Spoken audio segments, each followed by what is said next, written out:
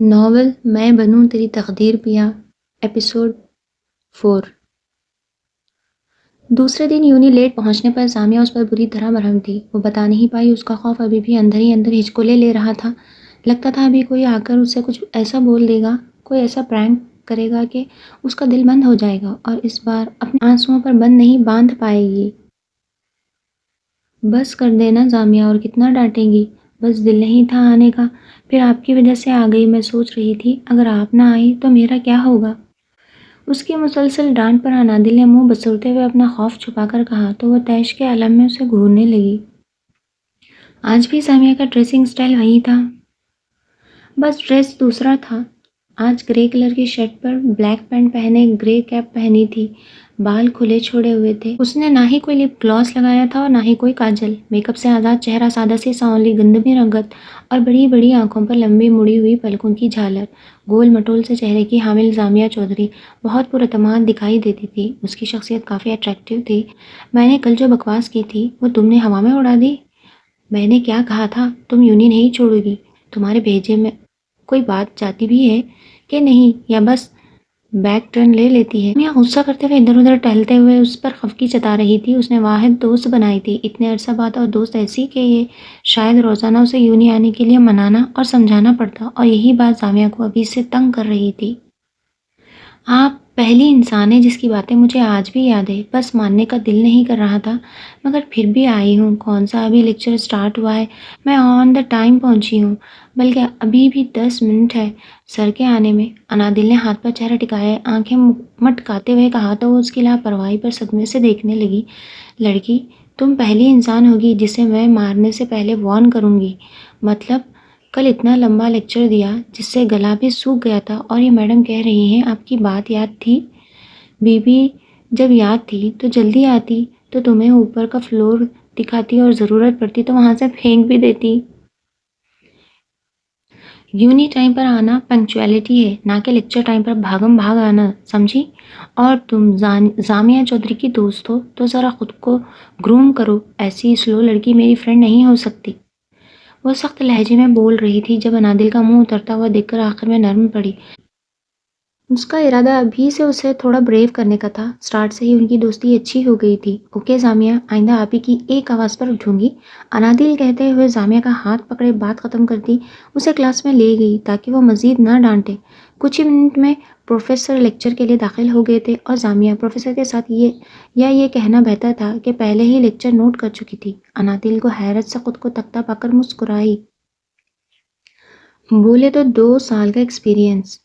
اس کے بولنے پر انادل اوہ کر کے لیکچر نوٹ کرنے لگی، اور سامیہ اس کی کم عقلی پر اسے دیکھ کر رہ گئی، جسے یہ بھی نہیں معلوم تھا اس یونی کا سلیبس ہر سال چینج ہوتا تھا۔ اگر اس کے پاس ایکسپیرینس تھا بھی تو نیو ٹاپک کا کیسے ہوتا؟ سامیہ اثر چھٹکتی لیکچر کی طرف متوجہ ہوئی۔ ایک پروفیسر مسلسل لاپتہ تھے، جن کے بارے میں پتہ چلا تھا وہ ریزائن کر کے جا چکے ہیں۔ انادل نے اس بات پر اللہ کا شکر ادا کیا تو سامیہ کو ہنسی آ گئی۔ لڑکی، یہ سوچو اگر ان پروفیسر کی جگہ کوئی بڑے کھڑوس پروفیسر آ گئے تو ہم بیچاروں کا کیا ہوگا؟ سامیہ نے اسے ڈرانا چاہا، اور اس کے تاثرات دیکھ کر سامیہ کو کامیابی ہوئی۔ پھر میں یونی نہیں آؤں گی؟ یہ جملہ بھی اب انادل کے ساتھ گھر سے یونی تک کا سفر طے کر چکا تھا، کیونکہ اب پریشر سامیہ چودھری کا تھا تو دھمکی بھی اسے ہی ملنی تھی۔ اب تم نے دوبارہ کہا یونی نہیں آؤں گی تو تمہارے آگے کے 2 دانت توڑ کر کھڑکی کھول دوں گی، یاد رکھنا۔ اس بار انادل کا پالا گھر والوں سے نہیں سامیہ چودھری سے پڑا تھا۔ وہ دھمکی سنتی نہیں، دیتی تھی۔ سامیہ!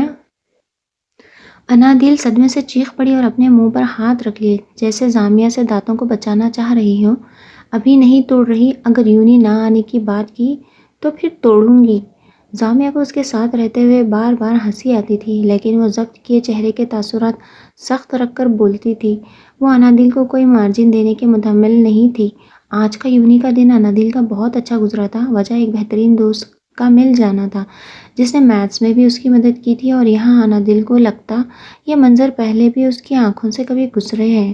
اس کا سستی سے میتھس سمجھانا اور کسی دوست کا پوری توجہ سے سمجھانا اس کے دماغ میں ایک سایہ سا لہرایا تھا، لیکن اس نے وہم جان کر اگنور کر دیا۔ ब्रेक टाइम में दोनوں लंच کرتے ہوئے باتیں کرتے یعنی زامیہ دھمکی دینے میں اور انادل سننے میں مصروف لنچ کر رہی تھی۔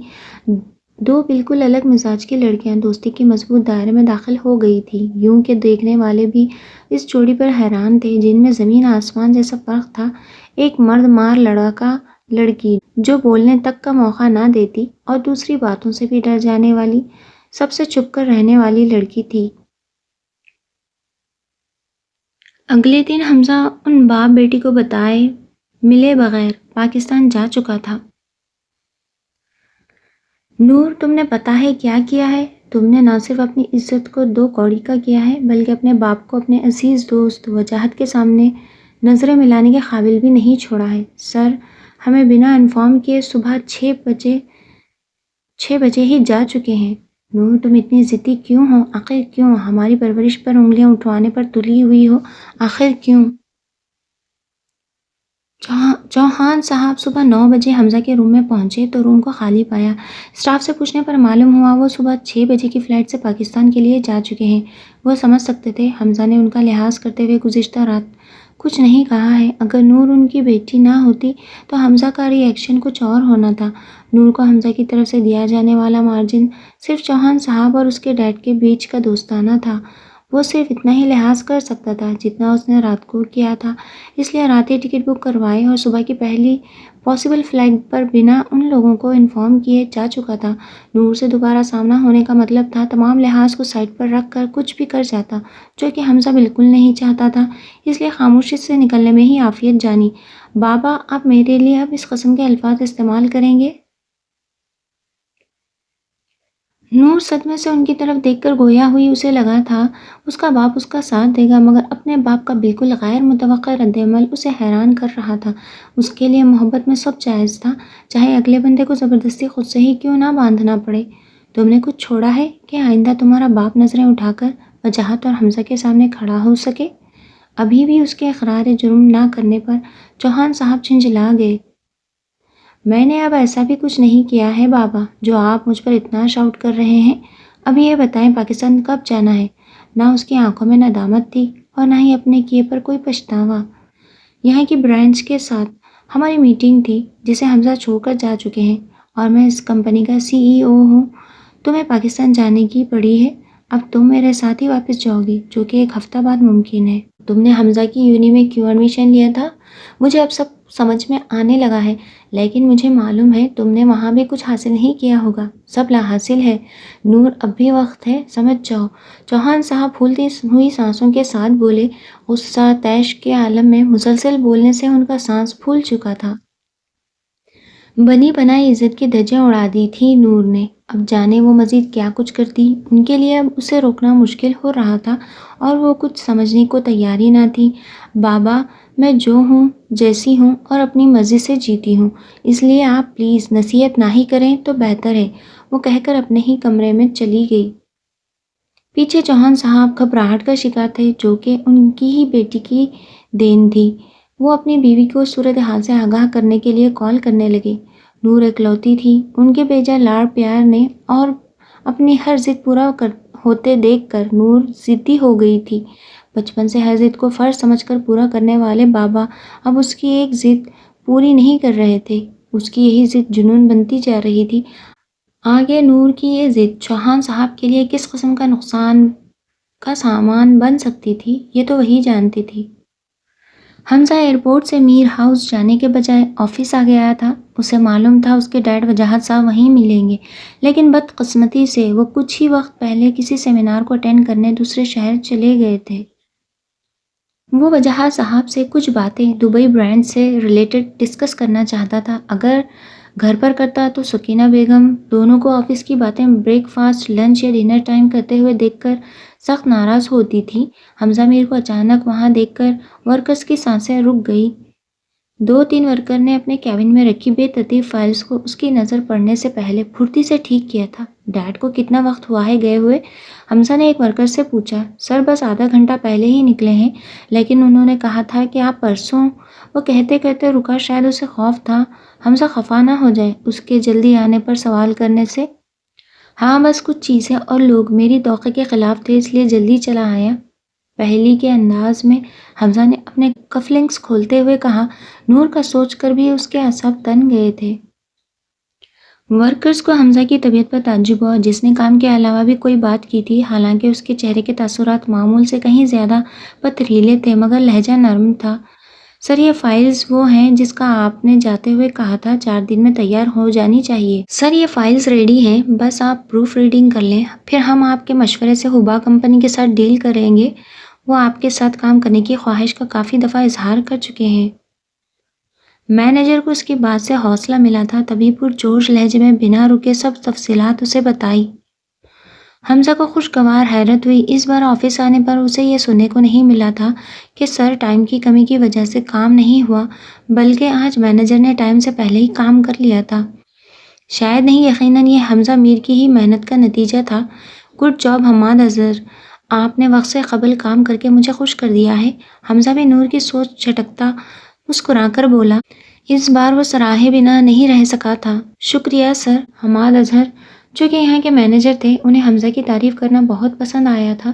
حمزہ چند باتیں کر کے next day evening time office آنے کا کہہ کر سب کام حماد کے سپرد کرتا گھر کو نکل گیا۔ سکینہ بیگم اسے ملتے ہوئے آپ دیدہ ہو گئی، جیسے حمزہ میر 2 دن نہیں ایک زمانہ دور رہا ہو۔ میرا بچہ، شکر حمزہ تم جلدی آ گئے، دیکھو تمہارے ڈیڈ بھی مجھے اکیلے چھوڑ کر سیمینار میں چلے گئے۔ وہ اس کے صدقے واری جاتے ہوئے گویا ہوئی، موم کام سے گئے ہیں، ورنہ کہاں جاتے ہیں وہ؟ آپ کو تو بالکل چھوڑ کر نہیں جاتے۔ حمزہ نے ایک آنکھ ونک کر کے شوقی سے کہا تو وہ جھینک کر ہنس دی۔ بدمعاش، اپنی موم سے ایسی بات کرو گے؟ اب وہ حمزہ کا کان پکڑ چکی تھی اور وہ ہنستے ہوئے انہیں تنگ کر رہا تھا۔ حمزہ! اچانک کسی خیال کے تحت سکینہ بیگم نے نہایت سیریس انداز میں اسے پکارا۔ جی موم، وہ کہہ کر انہیں بغور دیکھنے لگا۔ وہ بات کرنے سے کترا رہی تھی اور یہی بات حمزہ کو کھٹکی۔ وہ اسے لیے صوفہ پر بیٹھی اور محبت سے اس کے ہاتھ تھامے ہوئے تھے۔ انداز التجائیہ تھا۔ وہ میں کہہ رہی تھی، نور سے نہ صحیح کسی اور سے ہی شادی کی حامی بھر لیں۔ ہم ترس گئے ہیں اس گھر میں خوشیاں دیکھنے کو۔ وہ آخر دل کی بات زبان پر لے آئی تھی۔ اب وہ حمزہ کو فورس نہیں کرنا چاہتی تھی، مگر اب نہیں رہ پائی تھی۔ موم، کیا آپ اب خوش نہیں ہیں؟ کیا اس گھر میں خوشیاں نہیں ہیں؟ حمزہ میر نے کافی حیرت سموئے یہ سوال کیا تھا۔ کیوں نہیں ہے بیٹا، خوش ہیں۔ آپ ہماری رونق ہو، ہماری خوشی کی وجہ ہو، لیکن آپ کی لائف بھی مکمل ہو جائے تو ہمیں حقیقی خوشی ملے گی۔ انہوں نے اب کے حمزہ کے سر پر ہاتھ پھیرتے ہوئے اس کے سلکی بکھرے بال سنوارے اور محبت سے کہا، موم، کیا شادی ہی سے ساری خوشیاں ملتی ہیں؟ موم، یہ بہت غلط کانسیپٹ ہے۔ اکثر پیرنٹس سوچتے ہیں وہ اپنے بچوں کی شادی کریں گے تو انہیں سکون اور ان کے بچوں کو دنیا کی تمام خوشیاں مل جائیں گی۔ پیرنٹس صرف اپنا فرض پورا کرنا چاہتے ہیں اور اس جلد بازی میں اکثر اپنی اولاد کی خوشی کی بجائے مشکلات اور تکلیف بھری زندگی دے بیٹھتے ہیں۔ یقین مانیے موم، شادی کے علاوہ بھی ہمارے پاس ایسے بہت سے موقع آتے ہیں جہاں ہم بہت زیادہ خوش اور مطمئن ہو سکتے ہیں۔ آپ اگر کہیں تو میں تیار ہو جاتا ہوں شادی کے لیے، لیکن موم، نہ ہی میری خوشیاں شادی سے منسلک ہے اور نہ ہی اس گھر کی۔ رہی بات اس کی کہ شادی سے زندگی مکمل ہوتی ہے، تو بے شک شادی ادھورے انسان کو مکمل ضرور کرتی ہے، بشرط یہ کہ وہ اس شادی سے مطمئن ہو۔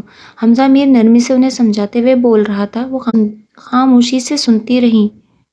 اور شادی تب سکون دے گی جب کوئی ایسی ذات میرے ساتھ جڑ جائے جو میرے دل کا سکون ہو، جسے دیکھ کر ہی میرے چہرے پر خود بخود مسکراہٹ آ جائے، اور وہ وقت ابھی فی الحال حمزہ میر کی زندگی میں نہیں آیا ہے موم۔ وہ ہاتھ میں سکینہ بیگم کا ہاتھ لیے ٹھہر کر بولتا آخر میں مسکرایا تو سکینہ بیگم نے گہری سانس بھری۔ حمزہ کی بات درست تھی، وہ اس کو زبردستی کسی کے ساتھ جوڑنے کا سوچ بھی نہیں سکتی تھی۔ ہمیں ڈر لگتا ہے کل کو آپ کہہ دیں کہ موم، یہ ہے آپ کی بہو اور ہم نے شادی کر لی ہے۔ انہوں نے کچھ وقت مزید انتظار کا سوچ کر ہلکے پھلکے لہجے میں کہا تو ان کی بات پر پہلے حمزہ حیران ہوا، پھر سمجھ آنے پر ہنسنے لگا۔ موم، سیریسلی آپ مجھ سے یہ سب کیسے ایکسپیکٹ کر سکتی ہیں؟ آپ بس انڈین ڈرامے کم دیکھا کریں۔ وہ ہنسی دبائے شرارتی لہجے میں ان سے کہہ رہا تھا۔ وہ آتے جاتے انہیں انڈین ڈرامے دیکھنے پر ٹوکتا تھا۔ آپ میرے اور میرے ڈراموں کے بیچ نہیں بولا کریں۔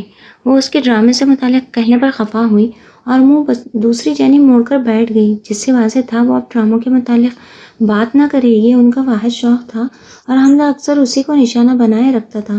حمزہ کا موڈ جو شادی کی بات پر خراب ہوا تھا، اچانک بہت اچھا ہو گیا۔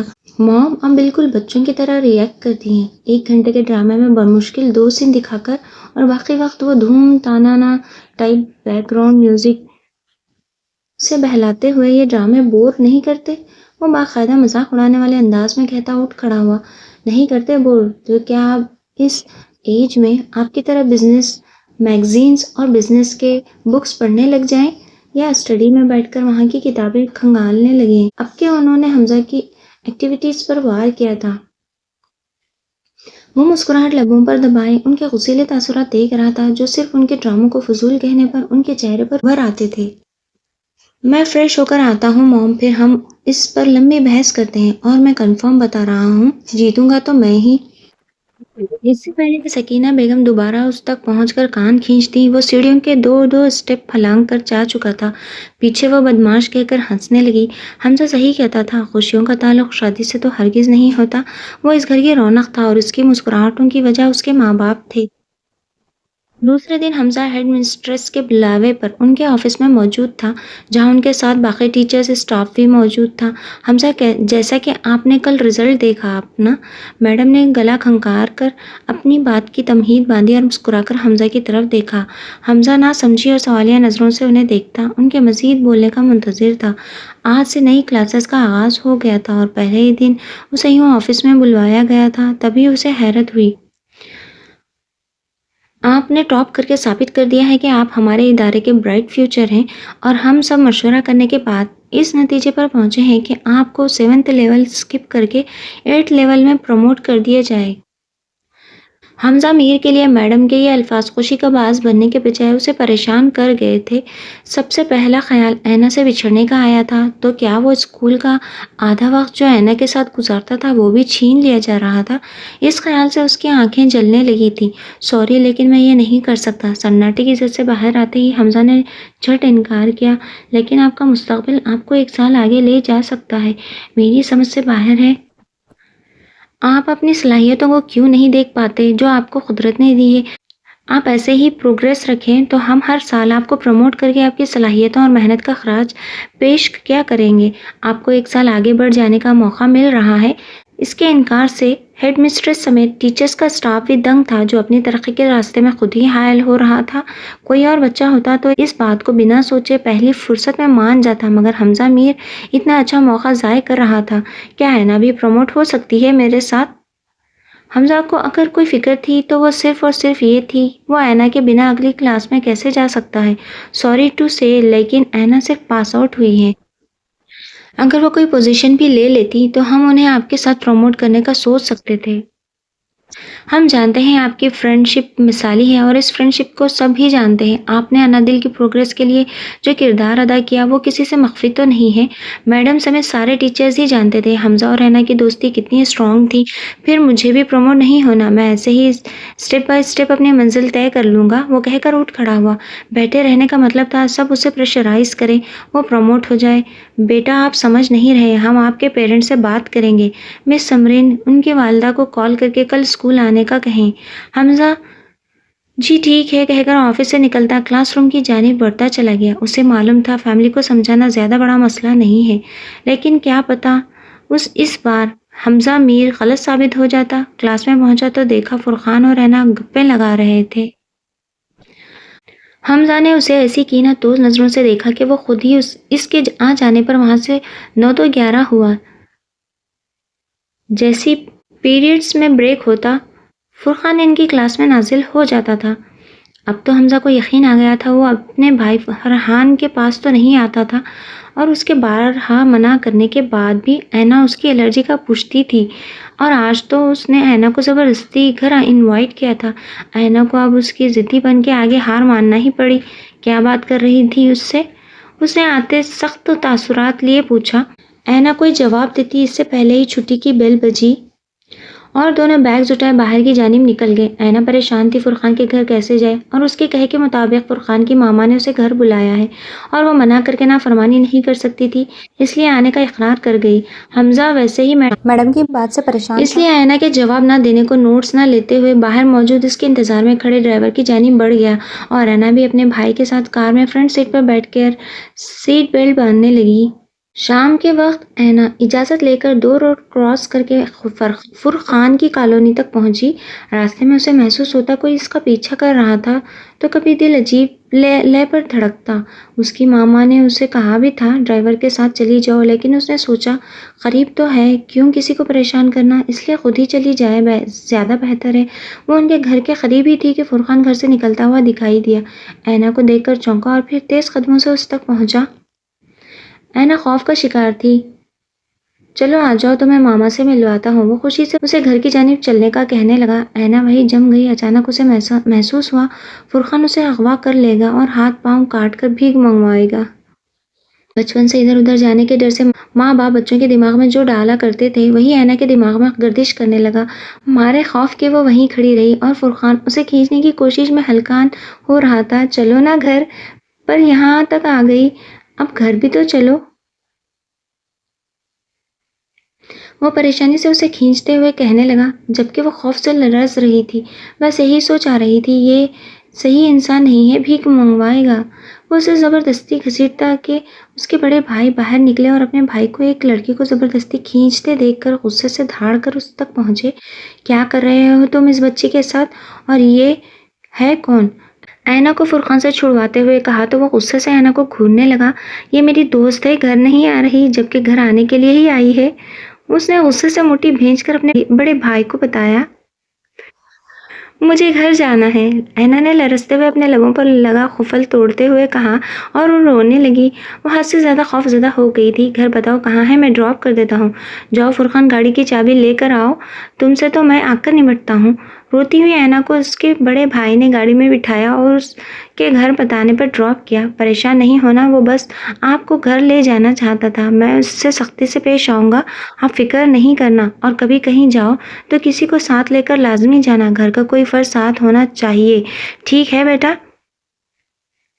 اس نے بڑے بھائی کی طرح اسے سمجھایا تو اس کا رونا بند ہوا۔ شکریہ ادا کر کے اینا گھر چلی گئی۔ اس کے گھر میں داخل ہوتے ہی اس نے بھی گاڑی گھمائی اور فرقان سے سختی سے پیش آنے کا سوچتے ہوئے نکلے۔ حمزہ بات کو سمجھے، اگر آپ یوں ہی ضد پر رہے تو ہم آپ کے ڈیڈ کو کیا جواب دیں گے؟ سکینہ بیگم پروموٹ ہونے والے معاملے پر اسے سمجھا کر ضد ہو چکی تھی۔ مام آپ بھی مجھے سمجھے نا، میں نہیں ہو سکتا پروموٹ۔ اینا، اس کا دل کر رہا تھا وہ کہیں چھپ جائے جہاں اسے کوئی اینا سے دور کرنے والا نہیں ہو۔ اینا اینا اینا، کب تک آپ دوستی کے چکر میں اپنی لائف سپوائل کریں گے؟ ہم پوچھتے ہیں آپ اپنی لائف کے ساتھ کھیلنا کب بند کریں گے؟ یہ کوئی مذاق نہیں ہے، آگے جا کر یہ باتیں خود آپ کو بھی پچھتانے پر مجبور کریں گی۔ اب سکینہ بیگم کی بس ہو گئی تھی۔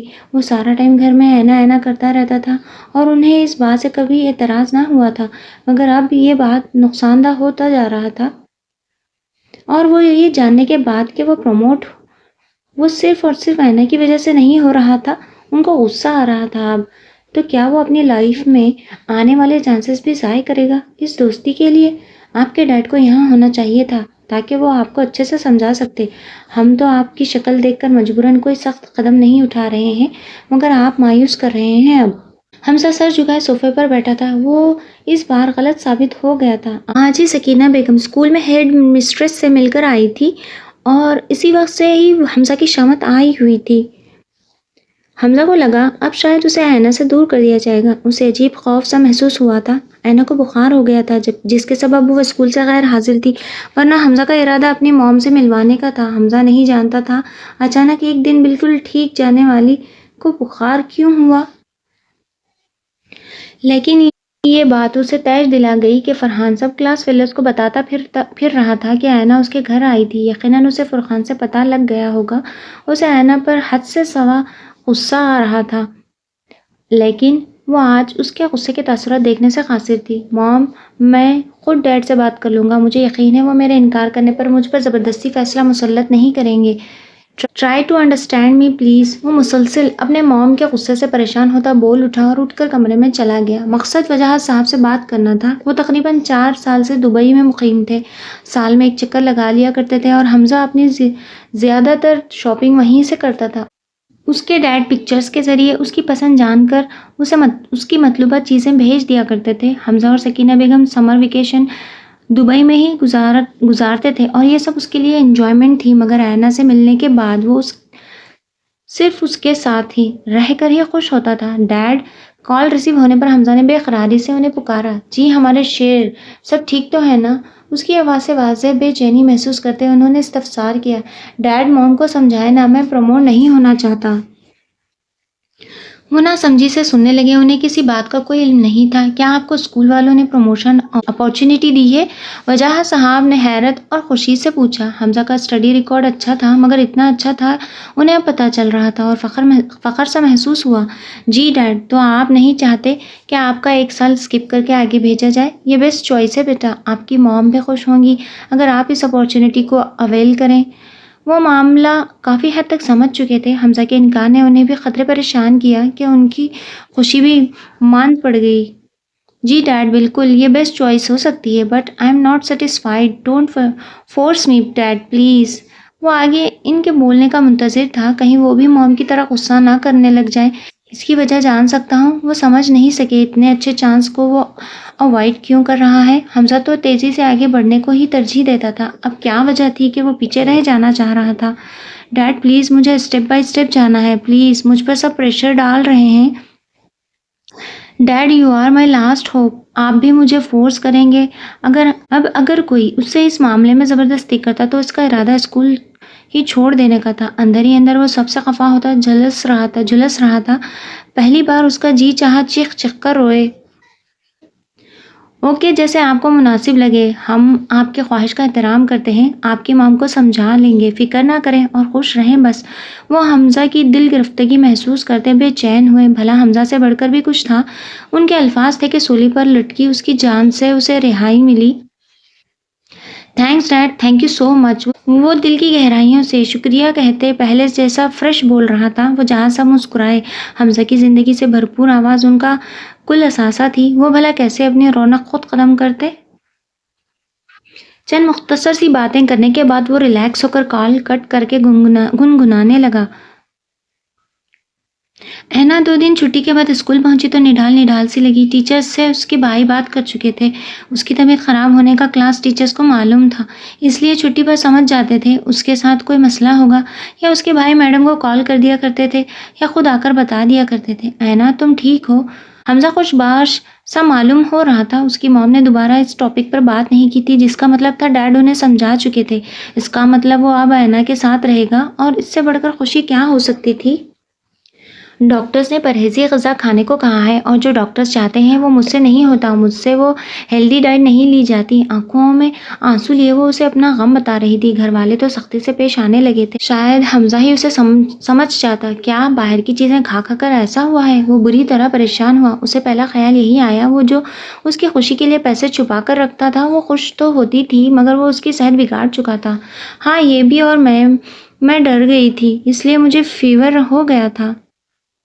وہ نم آنکھوں سے اس کی جانب دیکھ کر بتا رہی تھی۔ کس سے ڈر گئی تھی؟ حمزہ کو اس کے ڈرنے والی بات نے چونکایا تھا۔ وہ نہ سمجھی سے اسے دیکھنے لگا۔ پتہ نہیں اسے ڈر تھا وہ فرقان کے گھر جانے والی بات بتا دے گی تو وہ کہیں اس سے ناراض نہ ہو جائے۔ وہ اس کے گھر نہیں گئی مگر فرقان کے گھر چلی گئی۔ حمزہ یہ بات کبھی معاف نہ کرتا اور وہ یہ بات جانتی تھی۔ وہ جان نہیں پائی، وہ اس کے بولنے سے پہلے ہی بدگمان ہوا بیٹھا تھا۔ فی الحال اس کی خراب طبیعت کے سبب نرمی برت رہا تھا۔ اوکے، نہیں بتانا تو نہیں بتاؤ، بس نارمل ہو جاؤ، جلدی سے ٹھیک ہو جاؤ۔ اس کے چہرے پر پھیلتے خوف کو دیکھ کر اس نے ریلیکس کرنا چاہا۔ وہ نارمل روٹین والی باتیں کرنے لگا تاکہ اس کا خوف جس چیز سے بھی ہے زائل ہو سکے۔ 7ویں جماعت کے دن خوشگواری کے ساتھ گزر رہے تھے۔ اینا ویسے ہی کم عقل سی تھی اور حمزہ بھی وہی تھا، اسے ہر چیز سے بچانے والا، ہر جگہ اپنے ساتھ اور خود تک محدود رکھنے والا۔ میتھس میں بدستور اینا حمزہ کے بنا کچھ نہیں کر پاتی تھی۔ 7ویں سے 8ویں جماعت تک کا سفر حمزہ کے لیے پسند سے پیار اور پیار سے محبت کے مراحل طے کر رہا تھا۔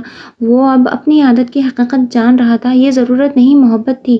آئینہ اس کے تمام جذبوں سے انجان اس کی عادت کی لپیٹ میں تھی۔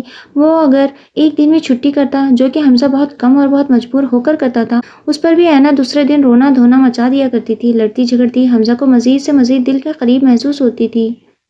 7th لیول میں بھی حمزہ نے ٹاپ کیا اور آئینہ نے 5th پوزیشن لی۔ حمزہ کو خود کے ٹاپ ہونے سے زیادہ آئینہ کے 5th آنے کی خوشی تھی، اور آئینہ کی نظریں حمزہ کی ٹرافی اور گفٹس پر ہوتی تھی۔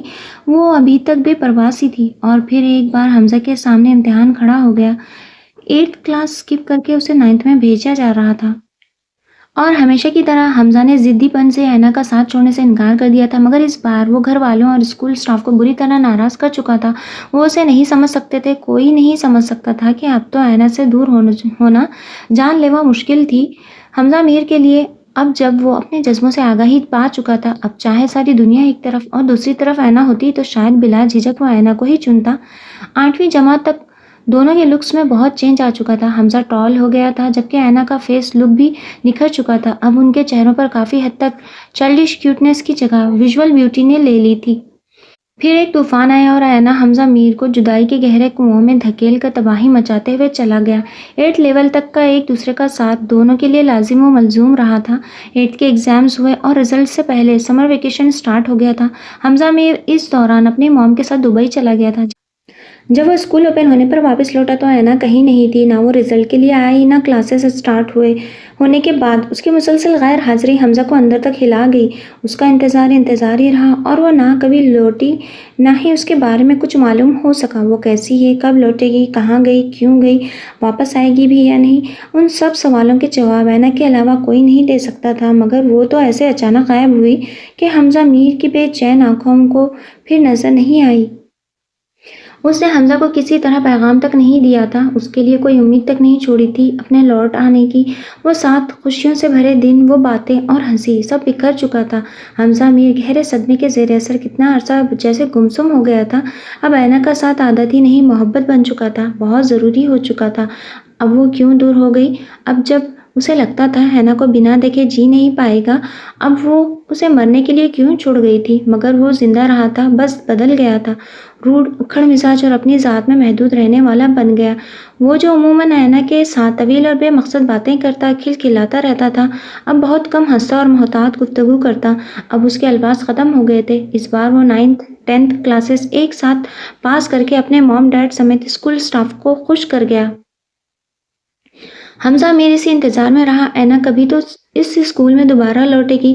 پاس آؤٹ ہونے کے بعد بھی حمزہ اسکول جا کر لازمی معلوم کرتا کہ آئینہ آئی تھی یا نہیں۔ مسلسل آئینہ کی تلاش اسے زندگی کا مقصد دیتی تھی، ورنہ اس کی سانسیں تو وہ اپنے ساتھ لے جا چکی تھی۔